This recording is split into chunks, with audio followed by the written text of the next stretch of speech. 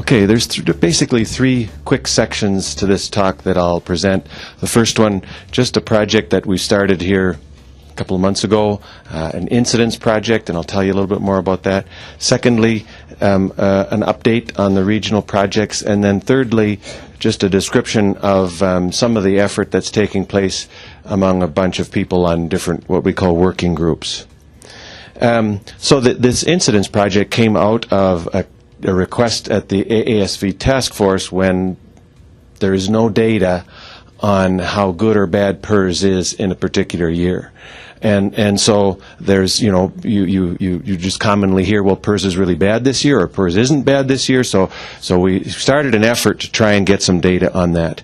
And we have 5 cooperating systems, all anonymous. They account for about 192, 200 farms or so. Sow farms only at this point. And as of about 600,000 sows or so. And the vets from each one of those systems call in the change in status. We follow the status classification document that was published in AASV, Swine Health and Production. And then just a little caveat here, the diagnostic criteria vary to some degree across systems, and herds that are already infected are not considered to be at risk again of being infection. So that's a little caveat. Now, I want to emphasize that these data, in the big picture, you'd say these data aren't very good. They're not representative of the U.S. industry. They're a grab sample, a convenient sample of producers.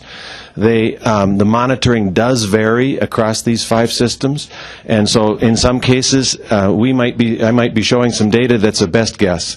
And also, our methods for calculating the incidence is varying as we move along. In other words, this is a work in process. This is the prevalence in data from the 192 farms. This is July 1 of 2011, and this is to date. And these would be ELISA negative herds. These would be provisionally negative. These would be positive stable and vaccinated, and positive unstable or infected. And there's some flux between these. A herd might have been positive unstable and then became positive vaccinated, might have, 6 or 8 months later, might have gone back into this pool. So while these lines look like they're static, they are dynamic based on change in prevalence, change in status.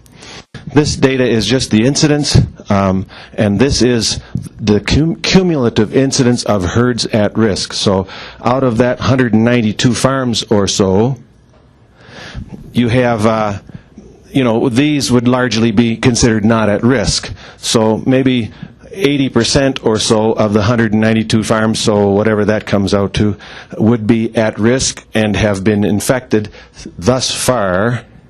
So 43% of those herds at risk have had a case of infection since July 1 of 2011. Looking back at the previous years, there's 2009, same group of herds, and there's 2010. So then you could say, at least within this group of herds, it's about 10% higher cumulative incidence so far this year. Okay, so we have some data. But I add, it's not representative, it varies in quality, but in my view, it's better than nothing. Just one thing, a tool we're borrowing from the influenza world is an epidemic curve, and this is an exponential weight move of the cumulative, of actually the weekly incidence. So along the bottom here, you got the number of cases, and when you put that number of cases as what is called an EWMA chart, you can see it broke through the confidence limit right here, a 99% confidence limit on about November 1, so that you would characterize as being the beginning of the epidemic.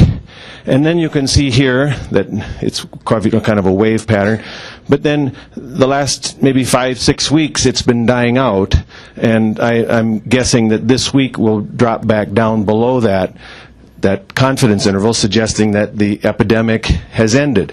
Not that we're not having any new cases, just that the epidemic, the dramatic increase in cases is slowing down. I'm just going to show you, we break those data down by the status those herds were as of July 1, and I'm going to show you that in this next chart. And what it's going to indicate is that in high-density regions, these farms are, it suggests that they're being bombarded with virus. Just can't imagine the amount of virus that's hitting these farms on a daily basis as I show you this next chart. Now, what we know from then that filtering will significantly decrease the incidence and can be a wise investment. That's, I think, fairly well known. It doesn't eliminate the risk, but the data would suggest it significantly reduces the risk. And if you do filter, of course, you want to have all your other ducks in a row because it is a substantial investment. This is the data I was just telling you about. If we just look at this classification 2V, that means herds that are considered by the veterinarians as being stable on July 1 of 2011, but have vaccine going into them. We've seen 92% or 91% as of last week of those farms had an infection event, a new infection event. Again, you can throw rocks at the data and you can say it's, how good's your testing, and so on and so forth. But I think the general implication is true. These are probably stable vaccinated because they're in very high-dense, high-risk areas, and they have a very high incidence of infection. Down here we've got the ELISA negative, and 18% of the ELISA negative farms have been infected. You'd say that's too high too, but not as high as these. And these are provisionally negative. We've lost 2/3 of the provisionally negative herds in this grab sample of farms. So where are we headed with regards to this project? One thing I would like to do is try and get a location-based risk assessment, and these participants are interested in sharing status, location, sequence, etc., because they're saying, our current program, at least on these high-risk herds, isn't working very well.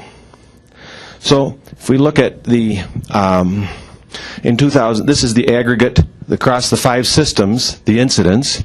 In 2009, 2010, that would be the green line. It was 43% of the farms at risk became infected. Then 39% 1 year later. What looks like about, by the time this levels off here, by June 30th of this year, it's probably going to be another 10%, so around 50%.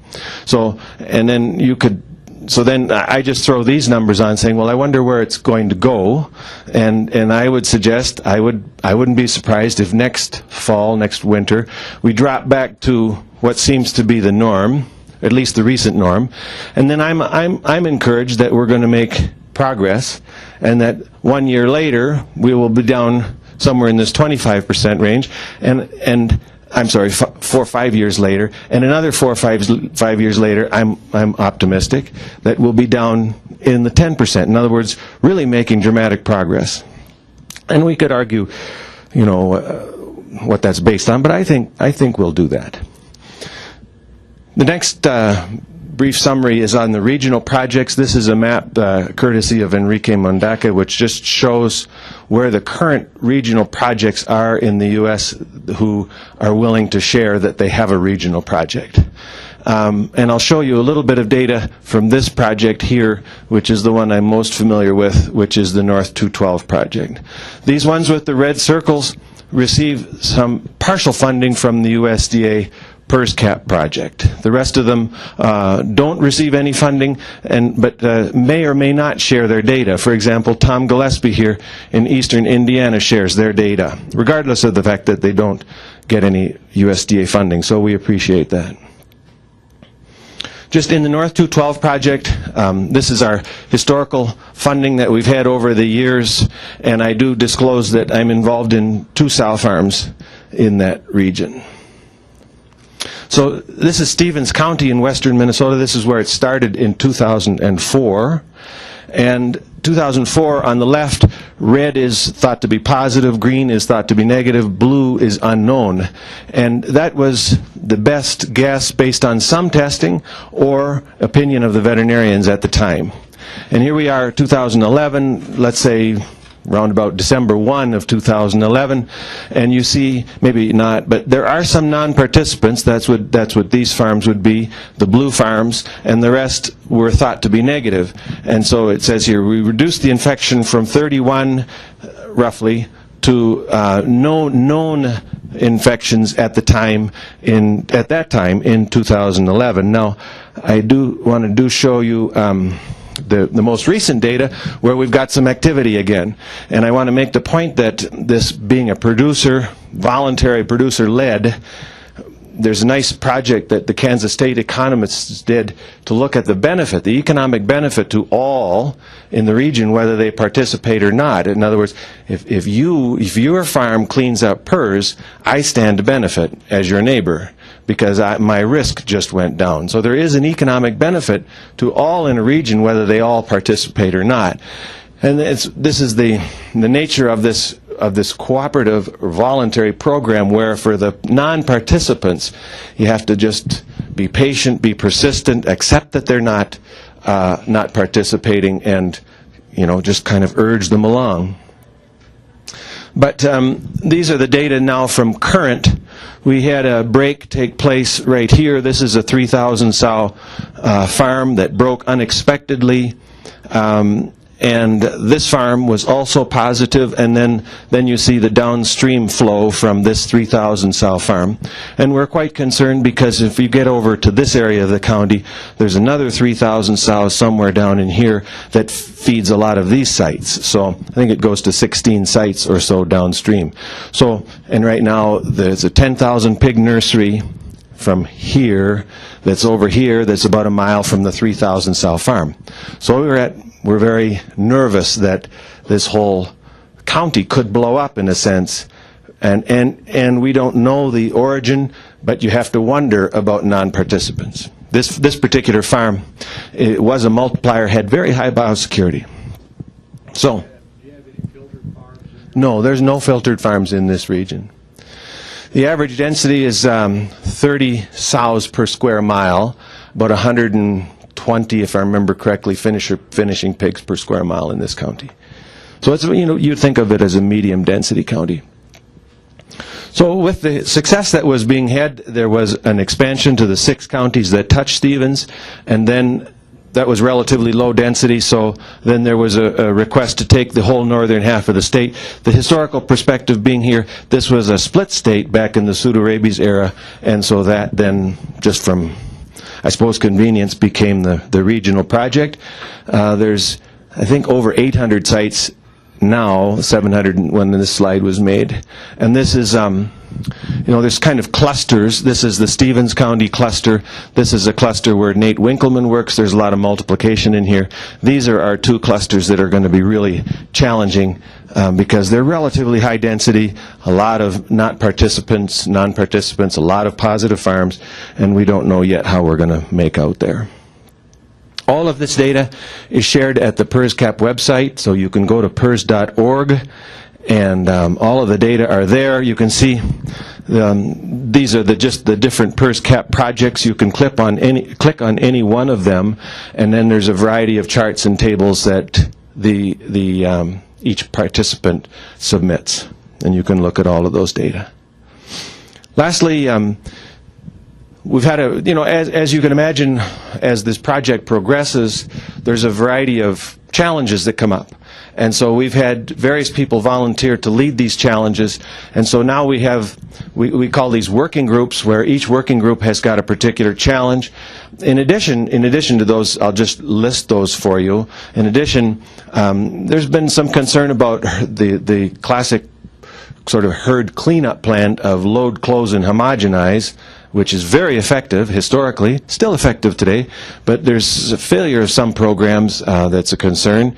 And of course, this other concern is the risk for spread in high dense areas. But the 7 working groups, Jim Lowe leads a project on trying to make herd closure programs more effective, basically. Daryl Holtkamp and Lee Rosengren are working on a project to certify regions based on PRRS surveillance. I lead a project on risk-based surveillance. Dale Polson leads a project on oral sampling and what should be our guidelines for oral sampling. Lisa leads a project on managing confidentiality and giving guidance for confidentiality. George Charbonneau leads a project on farrow to finish farms. And Enrique Mondaca leads a project on trying to have common legends and common reports across projects as we try and share data. So I think, just to my last slide, just each one of these words is really, really powerful in a sense, and when you put it all together, voluntary, producer-led, coordinated regional disease control programs, if we get it all figured out, it'll be phenomenally powerful when you think about it. But there's an enormous number of challenges as we try and take on each one of these words, and then you put them all together. It's an enormous challenge.